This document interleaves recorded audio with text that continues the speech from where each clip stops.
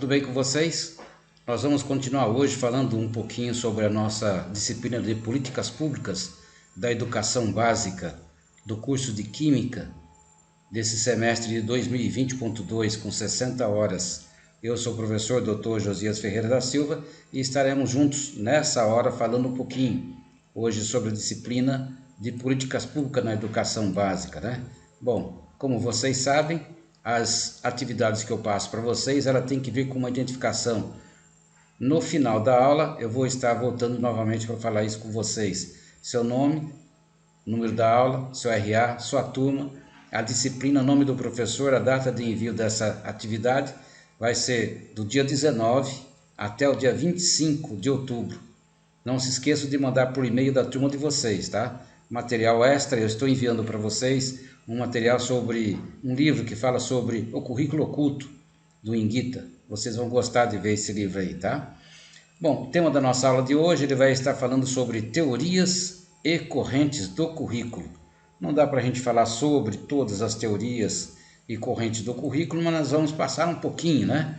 Bom, a BNCC é uma lei que foi instituída e usa a Constituição Federal de 1988, LDB, as diretrizes curriculares nacionais, o Plano Nacional de Educação, e trata sobre a equidade dos direitos da aprendizagem de todos os alunos e da qualidade de ensino também. Ela é baseada no plano de aula do professor, nos projetos políticos pedagógicos das escolas, no currículo da rede e na BNCC. Depois que a BNCC veio, nós tivemos praticamente que fazer algumas perguntas. Por que a BNCC é uma lei? Então, ela é uma lei porque ela está instituída, né, no artigo 14 das diretrizes comum curriculares. Então, aqui nós temos que elas definem a base do do currículo que é estabelecido nas escolas públicas, né, como que ele deve ser feito, e o Plano Nacional de Educação ele foi estabelecido também com as estratégias 2, 3 e 7. Mais para frente nós vamos voltar, vou ter uma aula específica para falar com vocês sobre o BNCC e uma outra também para falarmos sobre o Plano Nacional de Educação, o PNE, né? Mas eu só vou dar uma deixa para vocês aqui, para vocês saberem o que é a BNCC. Então, a base não é um currículo, a BNCC não é currículo. Como nós vamos estar falando de currículo, muitas pessoas acham que a Base Nacional Comum Curricular, porque ela está falando que é um comum e é currículo, a turma vai falar que é currículo. Então, os currículos são os caminhos, é o que nós vamos estar falando hoje, são os caminhos. A base é o rumo aonde queremos chegar. Então, essa é a Base Nacional Comum Curricular, BNCC, ela tem 10 competências. E na aula que nós vamos falar sobre a BNCC, eu vou mostrar essas 10 competências para vocês. Bom, voltando a falar sobre o currículo. Como que o currículo surgiu? As origens do pensamento curricular no Brasil podem ser localizadas nos anos 20 e 30. Esses 20 e 30 aqui são 1920 e 1930. Seu desenvolvimento é determinado pelas transformações econômicas, sociais, culturais, políticas e ideológicas que se processaram. Então, o currículo sempre é feito em cima de uma ideologia econômica, social, cultural, né? Depois do golpe militar de 1964 até 1985, também o currículo foi um marcador político-ideológico com forte poder ideológico nos processos educacionais. A tendência tecnicista prevalece em sintoma com o discurso de eficiência e modernização. Então, o currículo ele sempre tem essa deixa. Nas décadas de 1970 e 1980, a tendência crítica de análise de questões curriculares e pedagógicas se expande. Foram criados também os fóruns, alegando cada vez mais os estudos pedagógicos do campo do currículo, de maneira a reconceituá-lo, né? Então, 4 grandes modelos de currículo apareceram, 4 grandes modelos curriculares. O tradicional, que é circular e consensual. O tecnicista, que é técnico, ele é linear, tem a ênfase, né, principalmente na eficiência e rendimento escolar. No Brasil, ele surgiu na década de 70 com a ditadura militar, já falamos agora há pouquinho. De reconstrução social, dinâmico, dialógico, teoria crítica do currículo e a qualidade para que setor social. No Brasil, no final dos anos 1980, a política de descompressão em torno de Marx, né? Marx, Gramsci e Paulo Freire, que foi se baseando essas teorias do currículo aqui. Ela é centrada no aprendiz, na unicidade da pessoa, as mudanças individuais. Antes, todos os nossos currículos eram centrados no professor, no mestre. Depois ele passou a ser, o centro de atuação dele passou a ser o aluno. Todos eles têm falhas e orientações próprias a todas e qualquer simplificação. Tem um problema central, principalmente a seleção, organização e apresentação e sequência do conhecimento. Aqui tem uns dados que eu queria falar para vocês sobre o currículo, a visão crítica do currículo. Então ele baseia na educação e na realidade da escola. As diretrizes educacionais não são meramente técnicas, mas prioritariamente éticas e políticas, como as questões de poder que penetram na escola. Então essa é uma visão do currículo. Desde Dewey, John Dewey, né, que foi um educador americano, o currículo teve uma dimensão diferente. Ele passou a se basear na pessoa, na ética e na política. Então o currículo ele tem uma mão dupla, ele vai e volta, né? O currículo único ou diversificado, qual que deveria ser? Nós devemos ter um currículo só ou um currículo diversificado? Então um currículo baseado nas relações de domínio e subordinação.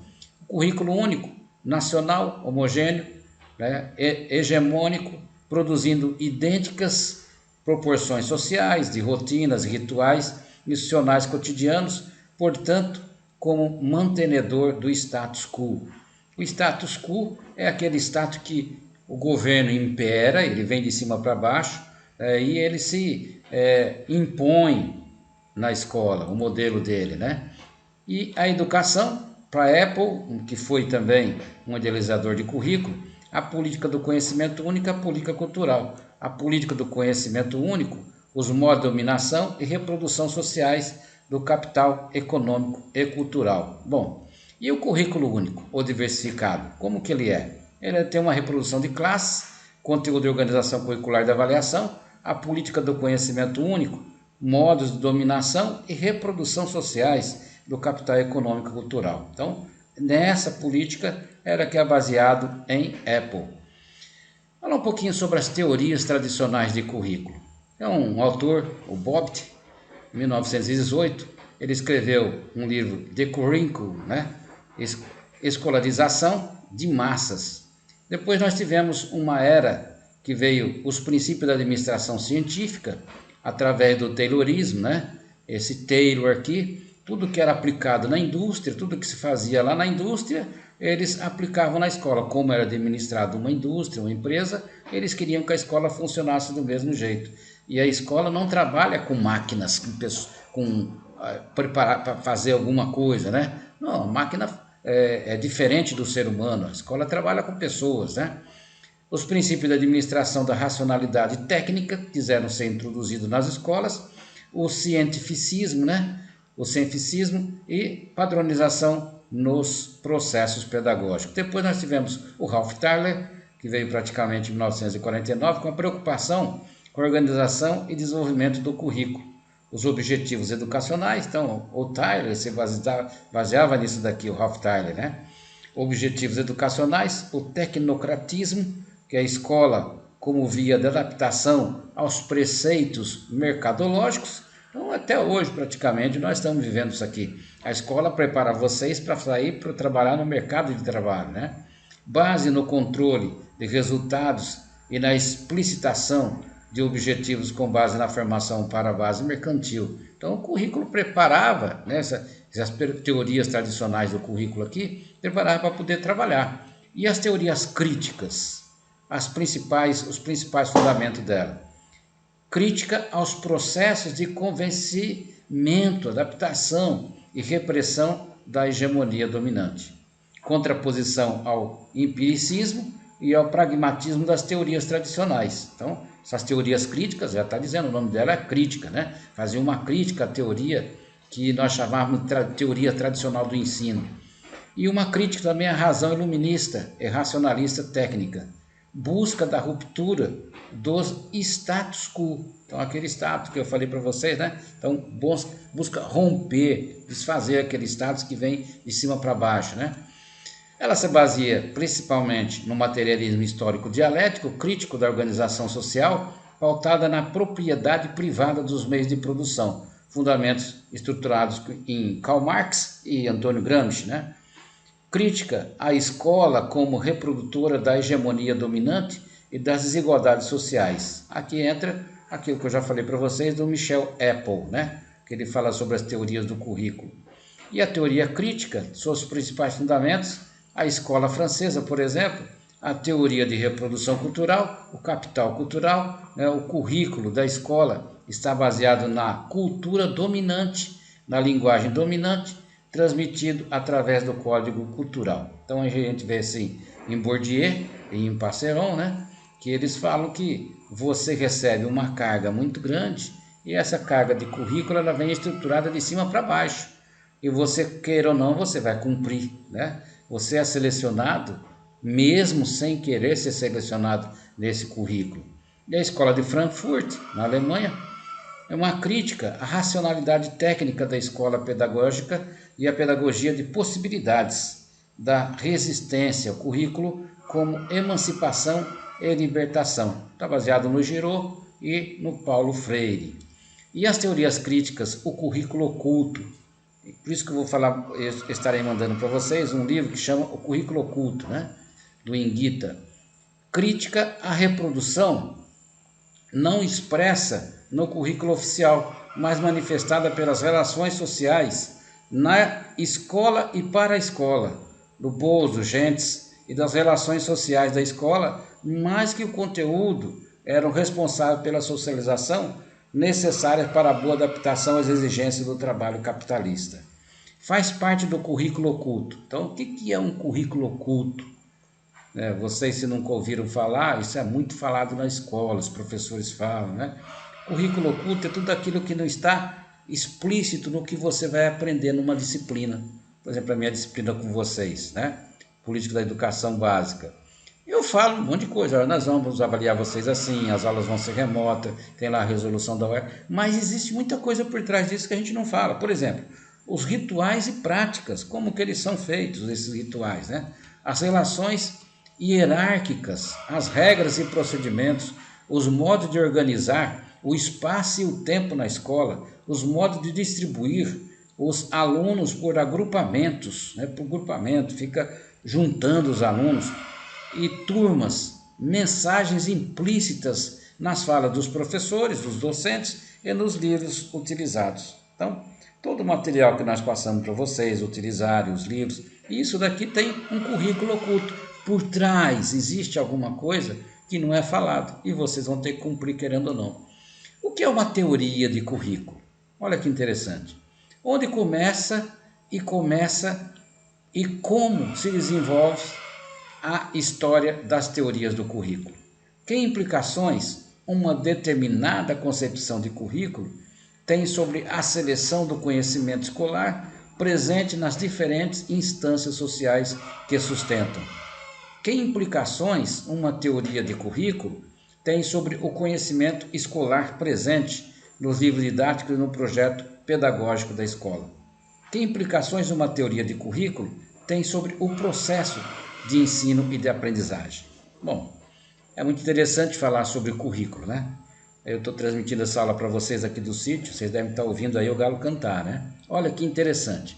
Currículo compreende também os programas que dispõem os conteúdos básicos de cada componente e as indicações metodológicas para seu desenvolvimento. Por conseguinte, a organização curricular supõe a organização do trabalho pedagógico. O saber escolar organizado e disposto especialmente para fins de ensino-aprendizagem compreende não só aspectos ligados à seleção dos conteúdos, mas também os referentes a métodos, procedimentos, técnicas, recursos empregados na educação escolar, no currículo e na didática. Então, tudo isso faz parte do currículo, né? O currículo deve ser entendido como um processo que envolve uma multiplicidade de relações abertas ou tácita em diversos ambientes que vão da prescrição à ação, das decisões administrativas às práticas pedagógicas na escola como instituição. A escola, para elaborar e implementar o currículo, de modo a transformar o ensino, é preciso que se faça uma reflexão de grandes questões, como, por exemplo, as teorias do currículo que deverá ser assumida. Então, isso é fazer parte de um currículo, né? O currículo que nós queremos. O currículo é o lugar, é o espaço, é o território. O currículo é a relação de poder. O currículo é a trajetória, é a viagem, é o percurso. O currículo é a autobiografia, nossa vida, currículo vitae, né? No currículo se forja a nossa identidade. Aliás, vocês devem ter o currículo de vocês, queria chamar a atenção para todos vocês aí que estão ouvindo a aula, né? Que nós precisamos ter o nosso currículo Lattes. Também tem o currículo CAPES hoje em dia, né? E tem a plataforma Sucupira, que nós professores temos os nossos dados também nela. Mas olha, é interessante que você, quem já está com a gente no programa de residência pedagógica, aí no curso de Química, já tem o seu currículo CAPES lá feito, né? Quem não tem, faça o seu currículo CAPES, vá lá na plataforma CAPES e insira o seu currículo, seus trabalhos, né? E também o currículo Lattes, é muito importante na plataforma Lattes, né? O currículo é texto, discurso, documento. O currículo é documento de identidade. Então, isso tudo faz parte do currículo. Currículo vem de uma palavra latina que significa, né, ela chama curriculum. Currículo vem do latim, a origem, abrangência, curso, percurso, ato de correr. Então, isso é currículo. É como se você tivesse falado assim, olha, currículo quer dizer, vá em frente, siga, é a sua vida. Por isso que a gente fala currículo. Currículo é tudo que você faz, é uma abrangência muito grande de tudo que você produziu, né? É o percurso efetuado até o término da execução do ato.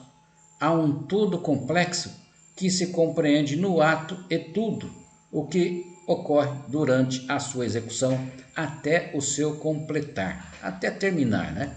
Isso é currículo, desde quando você inicia até o fim. É tudo que você aprende, os conteúdos que estão ali dentro daquela disciplina, né? Currículo escolar, qual que é a origem? Quando se iniciam as prescrições sobre o ensino, como ferramenta pedagógica da sociedade industrial, né? Como que se inicia? No contexto social e econômico. A forma e organização social baseada na propriedade privada e nos meios de produção. A industrialização, a urbanização, a imigração abalam o tipo de vida e homogeneidade da comunidade rural. Então, teve um êxodo muito grande. A história mostra que as pessoas hoje, praticamente 80% das pessoas vivem nas grandes cidades. Antes era o inverso, 80% vivia nas comunidades rurais, vivia no campo, né? Hoje as pessoas vieram para a cidade. Então, vindo para a cidade, precisou se estruturar um currículo. A vida social moderna, ela se baseia nesse modo de produção, meios de produção. Você estuda para quê? Para trabalhar, para ganhar dinheiro, né? Então, essa é a forma de necessidade de estudo. E o currículo serve para quê? A necessidade dele? Manutenção do status quo, consolidar um projeto nacional comum para restaurar a homogeneidade em vias de desaparecimento. Então o governo tem que se manter no poder. Como se mantém no poder? Com o status dele através do currículo. Ensinar as crianças, os filhos, as filhas dos imigrantes ou crenças e valores dignos de serem adotados. Então, principalmente na época em que o currículo surgiu, ele surgiu com essa formação, né? Ele teria que fazer com que os filhos dos imigrantes eles aprendessem as crenças e valores para serem adotados como filhos daquela nação. A escola proporcionar e facilitar a adaptação das novas gerações às transformações econômicas, sociais e culturais que ocorriam. Não mudou nada. Então a escola surgiu para isso, a escola surgiu para proporcionar uma facilidade para você mandar as crianças lá para a escola, os filhos vão para a escola para eles aprenderem o quê? A forma como seria dominado por um povo capitalista. Nós vivemos num mundo capitalista, né? A transformação econômica, tudo gira em torno do dinheiro. Você tem que consumir. Se não houver consumo, né, um país que não consome, ele tem problemas, né, de evolução. Urgente, expansão da escola, massificação da escolaridade, normalização, uniformização e comportamentos e atitudes. Então, isso o currículo faz, né? Caberia então a escola fazer o quê? Via currículo. Inculcar, forjar novos valores, condutas, hábitos, capacidades adequados às novas necessidades da economia. Então, a escola deveria fazer o quê? Através do currículo, fazer inculcar. O que é inculcar? Inculcação, inculcar, colocar na cabeça. Então, todo mundo que vai para a escola, ele vai aprender um sistema, uma forma de aprendizagem. É igual, tudo que você ensina lá no Sul-Sudeste, hoje na BNCC, tudo é igual, tem uma base comum curricular, né? Tudo tem que ser igual. Você forja, né? Necessário organizar um currículo que busque a ordem, racionalidade e eficiência, justifique o sistema capitalista e enfatize a defesa da liberdade e dos direitos em interesse individualista da sociedade. Então, precisa do currículo. Querendo ou não, muitas vezes você nem percebe, né? Se eu não estivesse falando aqui, talvez você nem ia perceber que a escola é feita para isso. O mundo capitalista instituiu a escola. A escola é uma organização a serviço do Estado. Se existe um lugar onde é mais inculcado as pessoas, onde nós formamos várias pessoas como se nós estivéssemos trabalhando em máquinas, fazendo máquinas, né? Fazendo uma seriado de um monte de peças, carro, produzindo carros, motos, sei lá. Nós também na escola fazemos isso, só que com pessoas, né? Um currículo próprio. E não é um currículo só do Brasil. O que nós seguimos no Brasil, nós falamos, olha, temos que ter um currículo nacional, uma base comum curricular no Brasil inteirinho. Mas isso segue também organizações internacionais, né? O currículo é um instrumento de controle social por excelência.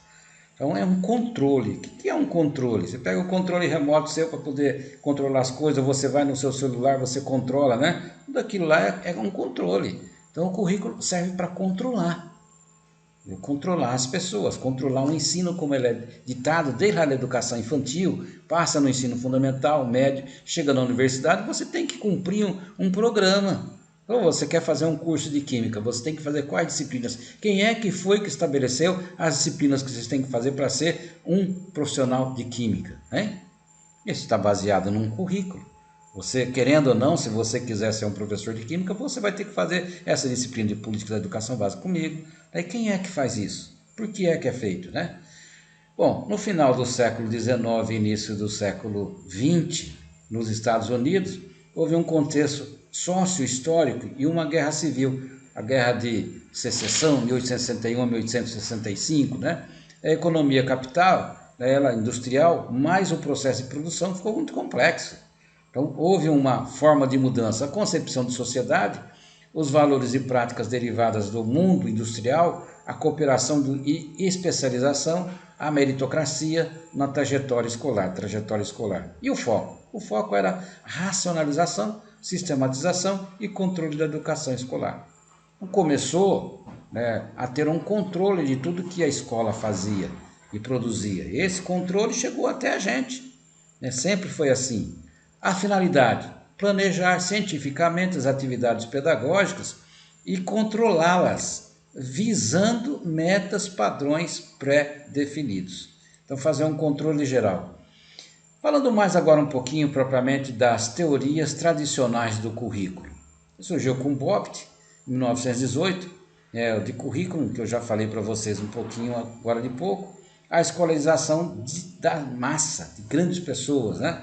Princípios da administração científica, do Taylorismo, aplicado à escola. Então, o Taylor, ele fez uma forma de produção da escola, surgiu a era Ford, né? Agora a era Taylor, tinha que fazer, a indústria tinha que produzir em série, e até hoje é assim, produz bastante. Quanto mais você produz, mais barato fica o produto. Por quê?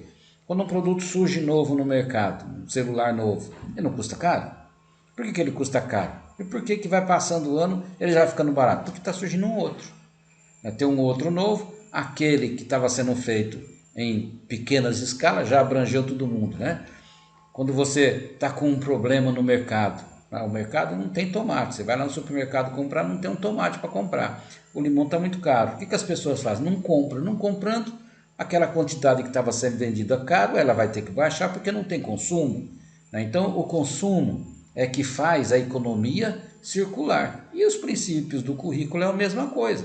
É um princípio da administração da racionalidade técnica. Então, se tentou fazer esse cientificismo e a padronização nos processos pedagógicos para dentro da escola. Não mudou muita coisa. A turma fala que hoje nós não estamos trabalhando o positivismo, a escola não é tradicional. Mas quem fala para mim que não é? Hein? E o Tyler, o Ralph Tyler, que eu falei para vocês, em 1949, ele começou a falar sobre a preocupação com a organização e desenvolvimento do currículo. O currículo passou a ser trabalhado com os objetivos educacionais. A formação, né? O foco eram os objetivos. O tecnocratismo, a escola como via de adaptação aos preceitos. E mercadológicos, base no controle de resultados e na explicitação de objetivos com base na formação para a base mercantil. Você entra na escola e durante todo o tempo que você passa na escola, muitos e muitos anos na escola, né, 12, 13, 20 anos estudando e nunca para de estudar. Por quê? Porque o mercado de trabalho precisa de mão de obra especializada. E se você não especializar, você é substituído por outro, né? O Tyler, ele tinha uma preocupação com a organização e desenvolvimento do currículo, os modelos de produção industrial, Taylorismo, o Fordismo, sistema mecânico de produção. O trabalhador age sozinho, os trabalhadores dependem de um supervisor central.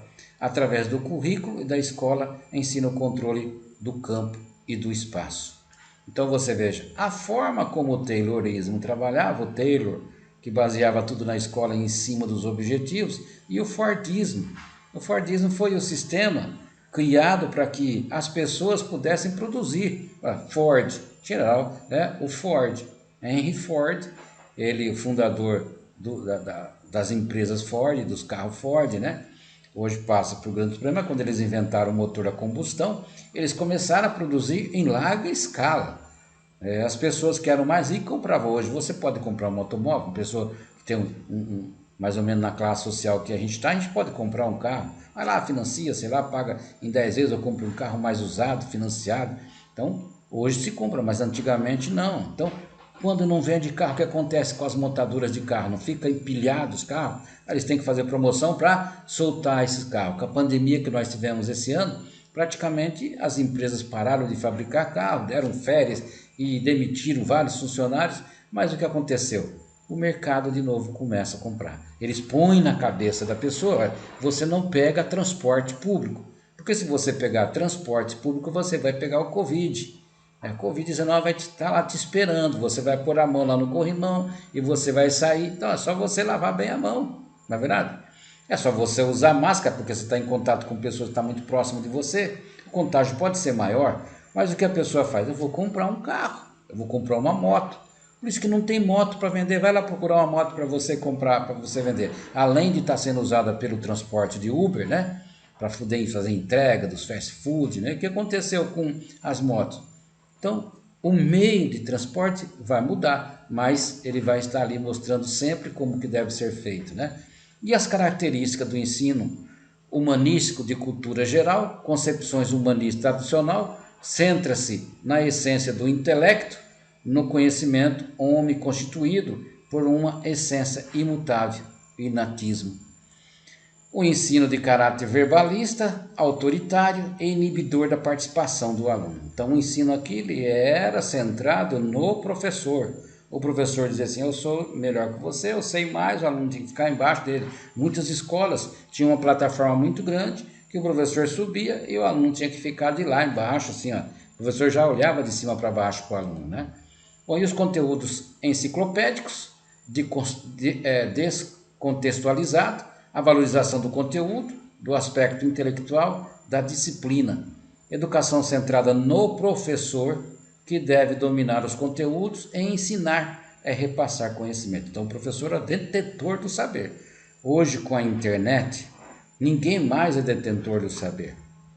A internet você baixa milhares e milhares de páginas em poucos segundos. Então, ali tem conhecimento. Né? Olha aí, repassar conhecimento. Mas não tem o quê? Não tem educação. Porque a educação você aprende estudando. A pessoa baixa, ela vai lá, faz um Ctrl+C, Ctrl+V, entrega o trabalho dele prontinho, né? A aprendizagem é modificação de desempenho. Ensino é processo de condicionamento, reforço da resposta que se quer obter através da mecanização do processo. Behaviorismo, que é o comportamentalismo, ambientalismo, né? Então surgiu essa corrente nos Estados Unidos, o behavior trabalhava em cima do comportamento, a psicologia se introduziu na escola e começaram os testes de QI, fazer com que as pessoas pudessem ser valorizadas e também ser comparadas através da capacitação, né? Bom, não há preocupação com os processos de aprendizagem, mas com o resultado e produto desejado. A criança, o aluno, a capacidade de assimilação é igual à de adulto, porém menos desenvolvida. Então se via na criança, se olhava para a criança como um adulto pequeno, um adulto menorzinho um pouquinho. Ele não sabe tanto quanto o adulto. Você olhava que a criança era uma tábula rasa, era uma fita virgem que não tinha nada e tinha que ser gravado, né? A aprendizagem é receptativa, mecânica, sem considerar as características próprias de cada idade. Então, isso era a aprendizagem. O educando, deveria atingir pelo próprio esforço sua plena realização pessoal, a competitividade. Então, era uma competição entre os alunos para saber quem chegava lá na frente. Era como se você tivesse um funil, na escola entrava muitos, mas ia apertando a boca do funil lá embaixo e saía poucos, né? De cada 100 matriculados numa universidade, numa escola, né, na educação básica, só 2 chegavam no ensino superior. Busca-se a eficiência, a eficácia, a qualidade, a racionalidade, a produtividade na escola, que deve funcionar como uma empresa. Olha só, a escola deve funcionar então como o quê? Uma empresa. Por que na escola você tem que chegar lá e entrar no horário direitinho? Né? Não tem horário? Eu não tenho horário para estar transmitindo a disciplina para vocês? Quem é que controla o nosso horário? Não tem ninguém controlando o meu horário. E por que é que nós temos que começar direitinho no horário certo? Porque nós estamos formando vocês para uma empresa, vamos você para o mercado de trabalho, onde você vai ter que ir lá picar o cartão seu. Ponto eletrônico, sei lá, você vai ter que ficar, o homework, eles te dão um celular, você fica na sua casa, agora eu trabalho em casa. Bobeira, porque 24 horas você tem que estar à disposição do seu serviço. Piorou muito mais ainda, né? Por quê? Porque você tem que se dedicar muito mais ao serviço. Tem jovem que quando ele vai trabalhar, fala assim, olha, a empresa me deu um celular, olha, última geração, me deu um computador, notebook. Ué, deu coisa nenhuma, você vai ter que trabalhar 24 horas, eles vão estar mandando mensagem para você dia e noite, não tem dia, não tem horário. Você vai ter que trabalhar para poder produzir aquele serviço, né? E o papel da escola? Transmitir conhecimentos acumulados pela humanidade. Então, tudo que você aprende, que você está estudando, que nós estamos passando para vocês e que você já estudou desde quando você entrou na escola, é um conhecimento dos antigos. Gente mais antiga monta um conhecimento de determinada disciplina ou um conteúdo para ser ensinado lá na educação fundamental, né, ou no ensino médio, de matemática, de história, de ciência, de português. Quem é que faz isso? Uma sociedade que vai acumulando conhecimento para que o outro possa aprender, né? Realizar a preparação moral e intelectual dos indivíduos para assumirem seu lugar na sociedade e ofertar a todos os mesmos caminhos, privilegiando assim as camadas mais favorecidas. Olha, é tudo meio assim turbulento, né? A lei diz que a educação é igual para todos. Mas se é igual para todos, por que tem que ter então uma escola particular, uma escola privada? Por que todo mundo não vai então para a escola pública? Então por aí você vê que a lei não é igual para todos. Porque quem é que vai lá para a escola particular, para a universidade particular? Hein? É quem tem dinheiro para pagar, né? Então é meio complicado. Articula-se com o sistema produtivo para o aperfeiçoamento do sistema capitalista. Provê a formação de indivíduos para o mercado de trabalho, de acordo com as exigências da sociedade industrial e tecnológica. Você vai fazer um curso que tem jeito de você trabalhar. Se você fizer um curso que o mercado de trabalho já está saturado, você não tem mais emprego, né? E ninguém quer fazer um curso para sair da universidade, ficar lá 4, 3, 5 anos estudando, para você ir trabalhar e ganhar um salário baixo. Todo mundo quer fazer um curso para ganhar salário altíssimos, né? Mas como nem todos têm condições de entrar nesses cursos, o que se faz? Criou-se cursos para a massa, a população, entrar, que geralmente são os cursos da área de humanas, que foram determinados, a maioria deles, para a população mais carente. Aí satura o mercado, tem muita gente fazendo esse tipo de curso, né? Preocupa-se com os aspectos mensuráveis e observáveis da aprendizagem, as notas, os gráficos, as tabelas, né? Como que deve ser feito. A escola funciona como modeladora do comportamento humano. É como se você estivesse fazendo uma modelagem e ela modela o comportamento humano, né? Os conteúdos são os conhecimentos e valores sociais acumulados através dos tempos e repassados aos alunos como verdades absolutas e indiscutíveis. São informações ordenadas numa sequência lógica e psicológica. Quem é que passa o conteúdo para vocês? É o professor de biologia que fala que o homem evoluiu, não sei o quê. Mas quem é que falou para ele que o homem evoluiu? Não é verdade? São conhecimentos acumulados de um que veio passando, diz que prova, né? O homem evoluiu. Se o homem evoluiu do macaco, por que nós não vemos hoje um macaco sendo evoluído ainda? Ele não cresceu, não está perdendo o rabo, né? Não está começando a ser gente como nós somos. Então veja, é umas coisas assim meio difícil de você acreditar nas teorias do Darwin, né? Mas são elas que imperam na universidade. Ela não pode estudar a Bíblia na universidade. Por quê? Porque ela fala de Deus. Mas você pode estudar o Darwin porque ele fala que nós viemos do macaco, ou a evolução.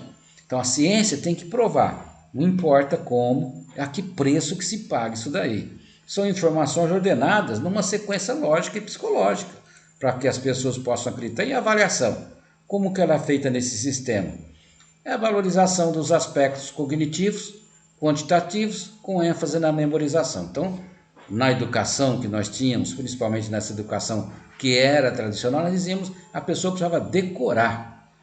Muito falar da decoreba, né? A decoreba tal. E muita gente fala assim, não, no tempo da decoreba, né, não se ensinava. Bom, tem muita gente que se formou no tempo da decoreba e sabia muito bem matemática, sabia a numeração, né, todos os números, 2 por 2, não sei o que, 3 por 3, 3 vezes 1. E hoje o aluno sai da escola, não sabe nem mesmo fazer uma multiplicação, uma divisão, tudo vai na calculadora, vai no celular, né? Você chegar num caixa, num supermercado e você falar assim, olha, acabou a energia, vai fazer o troco, vai te devolver uma quantidade X, precisa ser muita coisa não sabe fazer, né? ênfase na produtividade do aluno, verificação dos resultados através de testes orais e escritos, provas, trabalhos de casa, testes objetivos. Mudou alguma coisa, hein? Nesse tempo aqui diziam que a educação era tradicional. Hoje você não tem que fazer teste, querendo ou não tem que fazer prova. Não mudou muita coisa, né? Bom, o aluno deve reproduzir na íntegra o que foi ensinado, diretamente ligado aos objetivos estabelecidos. Ocorre no final do processo com o objetivo de constatar se os alunos atingiram o comportamento desejado. Então a avaliação era assim. A avaliação é feita de uma forma que você mostrar se tem condições de continuar. Essa forma de ensino, essa prática pouco fundamentada, apego exagerado aos livros didáticos. Então, criou-se também um estigma sobre o livro didático que ele não presta. A livro didática não presta, outros falam dos paradidáticos também que não são muito bons, né? Mas espera aí, será que não presta e o governo está produzindo tanto livro didático para mandar para as escolas? Por quê? O problema é a formação do professor. O problema está na formação. Ele pode estar utilizando o livro didático como um apoio. Não precisa ser só o livro didático. Mas tem muitos lugares nesse país nosso aqui que o livro didático é a única coisa que tem para se estudar, né? Então, o professor e o aluno, o professor é o centro de tudo. É como se fosse um Deus e ele que dominava tudo. O professor é o técnico responsável pela eficiência no ensino e também na administração das condições de transmissão das matérias, né? A relação era baseada em regras e disciplina rígida. Você deve ter falado da palmatória. Se você não estudava, não aprendia direito, ou se você não obedecia muito bem, a mão, palmatória, né? Era muito interessante aprender assim. O aluno é um ser passivo, submisso, receptivo e sujeito aos castigos dados pelo professor, pela escola. Ah, você vai escrever 1000 vezes. Eu não posso fazer bagunça em sala de aula. Eu gastava um caderno num dia, a caneta acabava. E que adiantava, no final das contas, você aprender alguma coisa? Ficar escrevendo aquilo? O aluno é um ser fragmentado, espectador que está sendo preparado para o mercado de trabalho, para aprender a fazer. Então, hoje também é assim. Você é preparado para o mercado de trabalho, querendo ou não, né? E as teorias críticas do currículo? Então começou a surgiram umas teorias que fizeram críticas a esse currículo que eu estou falando para vocês. Concepção de sociedade. A sociedade é dividida em classes antagônicas que, sob a forma de luta de classes, opõem burguesia ao proletariado. O que é o burguês? O burguês é o que tem tudo, está lá em cima, dominando a classe burguesa, principalmente com os conceitos que vieram da França, da Revolução Francesa do século XVI. Então existia o que sabia bastante e o que não sabia. O pobre estava ali. E é sempre assim. Se você for ver, só existe duas classes. O Marx sempre falava isso, né? Uma que tem que trabalhar e a outra que tem que mandar. Uma que vai ter sempre empregados. Quando não é escravo, vai ser um empregado ganhando um salário baixo. É uma luta que se trava nas relações de produção, que são relações de exploração. Não é relação de produção, é uma relação de exploração. Se você não produzir, você não vai ganhar, a empresa vai fechar. Mas se a empresa fechar, você vai ficar sem o seu emprego. Quem que vai perder? É a empresa ou é você? Você tem que ter o seu salário para comer, para viver, para comprar, para gastar, né? Então, o foco é qual? Discute que a educação é um instrumento de discriminação social, na medida que reforça e legitima a marginalização cultural escolar. A escola cumpre seu papel no processo de reprodução do capitalismo. Então a escola ela visa isso, né? E os conceitos? A violência simbólica. O que é uma violência simbólica? Os grupos e classes dominantes controlam significados culturalmente legítimos e socialmente mais valorizados.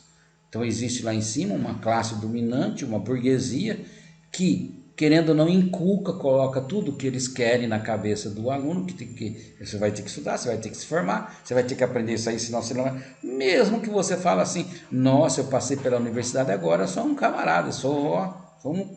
Então, você simplesmente se formou para ser mais um que vai estar ajudando o mercado de trabalho, inculcado, né? Aqueles que têm mais capital cultural são mais bem-sucedidos na escola. Então, quanto mais valores você agrega, né? Se você estuda, você faz um curso de especialização, você faz um mestrado, faz um doutorado, faz um pós-doutorado, então você tem o quê? Mais capital cultural, você tem mais conhecimento para poder trabalhar, né? Bom, continuando aqui, quais são os aparelhos que são usados como repressivos pelo Estado? A política, a tribuna e as prisões. O aparelho ideológico do Estado, a igreja, a escola, a mídia. Então, a polícia, quer dizer, a polícia, os tribunais e as prisões são aparelhos repressivos do governo. Põe a polícia na rua para quê? Você vai para o tribunal por quê? Quem aparece lá no tribunal porque vai ser julgado, querendo ou não. Mesmo se o camarada não matou ninguém, mas ele está lá, ele vai ter que ser julgado, ele vai ter que ir. E as prisões foram criadas para quem? Aparelhos repressivos criados pelo Estado. E os aparelhos ideológicos, que também são prisões? A igreja, a escola, a mídia. Entendeu? Você vai na igreja para aprender o quê? Olha, você tem que fazer assim, tudo certinho, não sei o quê, né? E na escola? Você vai na escola para aprender a ser um bom cidadão, para você crescer, para você ser usado. Mais para frente você vai ganhar muito dinheiro se você estudar bastante. E a mídia? A televisão, o rádio, as revistas. O que eles transmitem de informação? É o que uma classe dominante, aqueles que são mais poderosos, quanto mais o canal é mais forte, eu não vou ficar falando para vocês sobre o canal de televisão que são mais fortes, mas vocês conhecem as redes que são mais fortes de canal de televisão, eles vão cobrar até mais caro a propaganda. Você vai fazer uma propaganda, se ela aparecer naquele canal de televisão, dependendo do horário, se for um horário nobre, você vai pagar uma fortuna. Por quê? Porque é a mídia que domina. As grandes campanhas de eleição, ultimamente, depois do governo Lula para cá, elas são feitas na televisão. É a televisão que determina quem é que vai ganhar a eleição. A escola é dividida em duas grandes redes. Rede PP, primário, profissional, destinada aos trabalhadores. Rede SS, secundário superior, destinada à burguesia, correspondente à divisão na sociedade capitalista. Então, um vai trabalhar para ser empregado, vai aprender um curso que é um curso profissionalizante, que está voltando tudo agora de novo, nos cursos de ensino médio, né? Principalmente os IFES da vida, Instituto Federal, Instituto não sei o quê. Você vai para lá, você já sai formado, você não precisa nem fazer faculdade. Então, forma, o mercado de trabalho precisa desses profissionais. E as redes SS, que é feita para controlar quem mais quer estudar mais, né? Qual é a finalidade? Explícita os mecanismos de funcionamento da escola no capitalismo e o sistema capitalista e como esta se constitui. Põe em evidência o comportamento, né, o comprometimento da educação com os interesses da classe dominante. Então isso daqui é o que vai fazer ou não você trabalhar, viver o tempo todo para ser usado pelo governo. Depende que quanto mais os professores ignoram que estão reproduzindo a sociedade capitalista, mais eficazmente a reproduzem. Então, o professor fala que ele não é um reprodutor do que o governo, né, federal, o governo estadual, o governo municipal quer, mas é. Direta ou indiretamente, você quando fecha a sua sala de aula, quando você vai transmitir uma aula através de uma aula remota, você vai transmitir conhecimentos que vêm de uma classe dominante. A escola é condicionada pelos aspectos sociais, políticos e culturais, mas contraditoriamente existe nela um espaço que aponta possibilidade de transformação social. Então surge uma luz no fundo do túnel. À medida em que eu estou dando aula para vocês e mostrando para vocês que a escola é um aparelho reprodutor, eu estou dizendo que você pode fazer a diferença. Vai depender de você. Como é que você vai encarar essa sociedade capitalista que nós temos hoje? A educação possibilita a compreensão da realidade histórico-cultural, social e explicita o papel do sujeito construtor, transformador, né, de uma sociedade nessa realidade. Sustenta a finalidade sociopolítica da educação. Se coloca como instrumento de luta dos professores ao lado de outras práticas sociais. Por que o governo não gosta de investir tanto em professor? Porque sabe que o professor começa, né?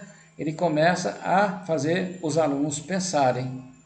E é na escola que você consegue fazer com que uma sociedade possa mudar ou não. Então, o professor, ele tem uma ferramenta muito grande em suas mãos, que ele pode ajudar ou ele pode, né, fazer com que uma sociedade seja totalmente transformada de um modo que não é o correto. Bom, o currículo oculto, ele critica a reprodução não expressa no currículo oficial, mas manifestada pelas relações sociais e na escola. Então, o currículo oculto, que eu já falei para vocês, é tudo aquilo que não está explícito, mas está implícito na forma como o professor transmite a disciplina dele ou como o Estado determina como deve ser, né? E o papel da escola? Valorização da escola como espaço socializador dos conhecimentos e saberes universais. A ação educativa pressupõe uma articulação entre o ato político e o ato pedagógico. Então essa é a formação da escola. Para que serve uma escola? Qual é o papel? Qual é a função? Qual é o objetivo da escola? Ela é um espaço socializador de conhecimento e saberes universais que passa de uma geração para outra. Essa é a formação da escola, né? E os conteúdos? O enfoque no conteúdo como produção histórico-social de todos os homens. Então os conteúdos eles vão transmitindo o que é que tem de novo.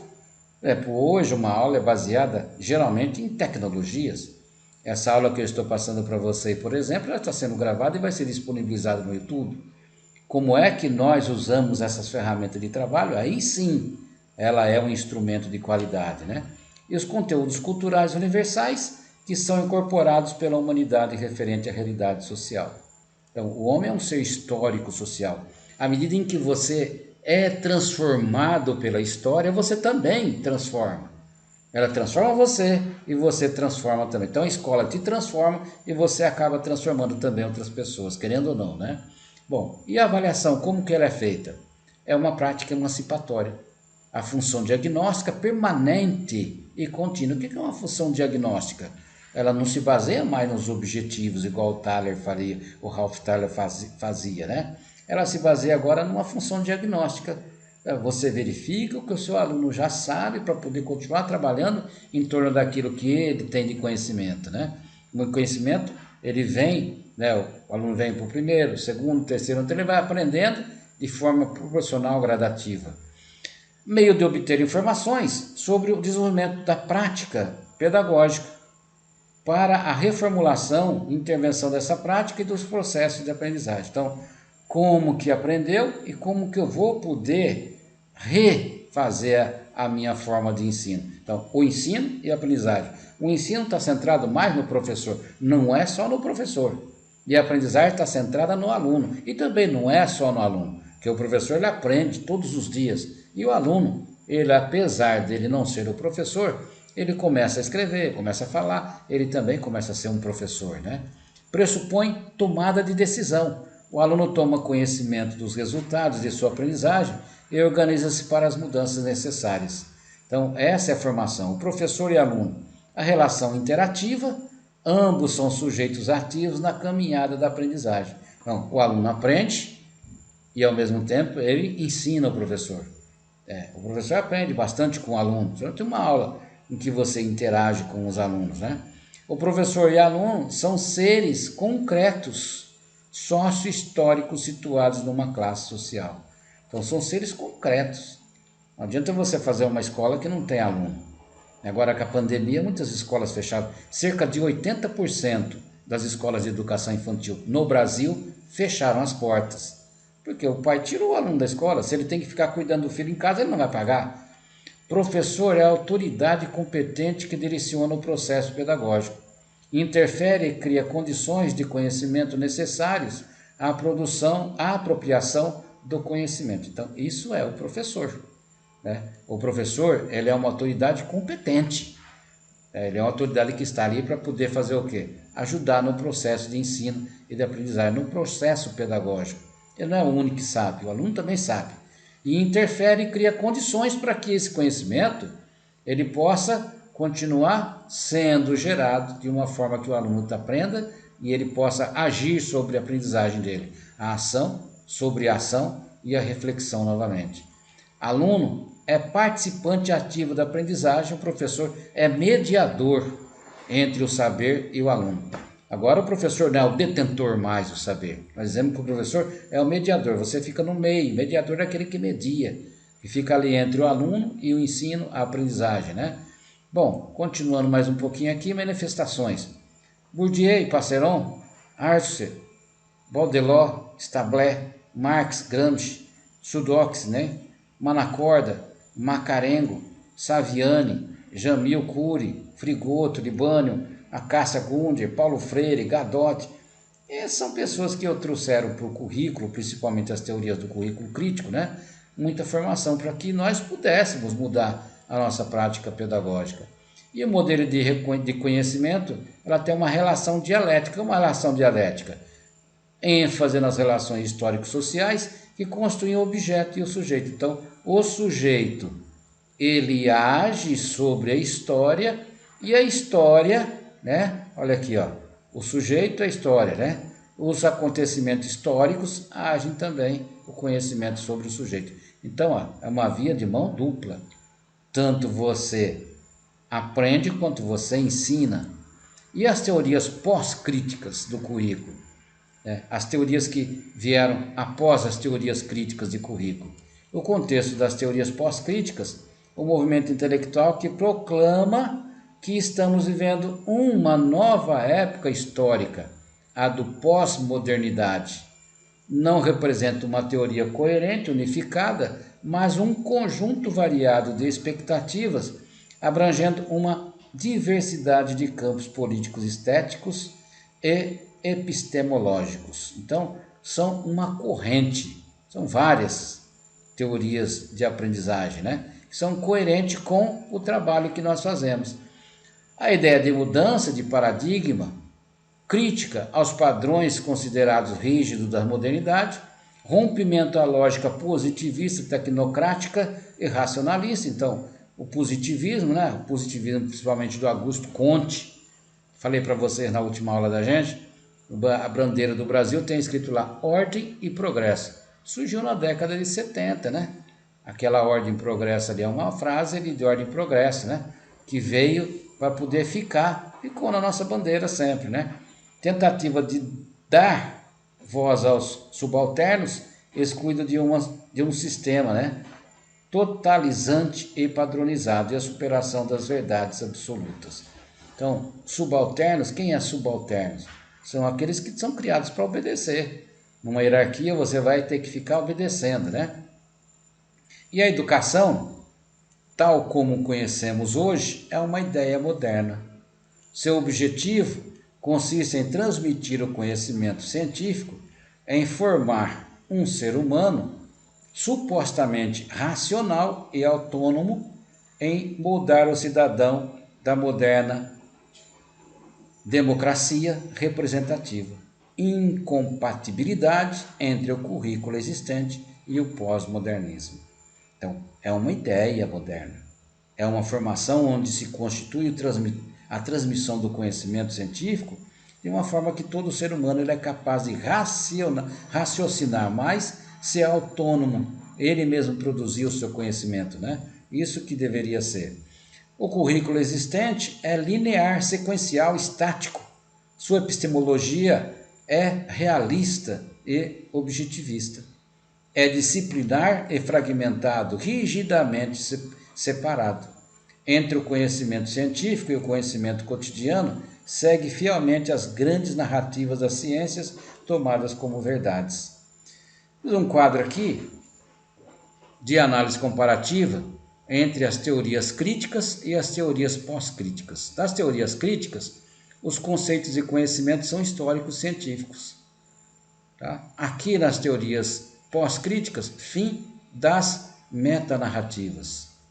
Aqui a concepção e teoria de currículo, o conceito como trabalho, materialidade, objetividade, realidade, classes sociais, emancipação e libertação, desigualdade social, currículo como resistência, currículo oculto, definição do que é e por que se ensina e a noção de sujeito. E aqui, olha, fim então da metanarrativa, o hibridismo, você usa outros, currículo como discurso, representação, e representações, a cultura, a identidade, a subjetividade, o discurso, o gênero, a raça, a etnia, a sexualidade, a representação e incerteza, multiculturalismo, o currículo como construção de identidades, o relativismo e a compreensão do para quem se constrói o currículo, formação de identidades. Então,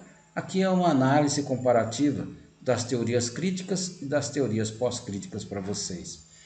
Tem aqui umas referências do que é que foi falado aqui, Algumas não estão marcadas aqui que eu não tive condições de pegar ainda para vocês, mas tem aí também.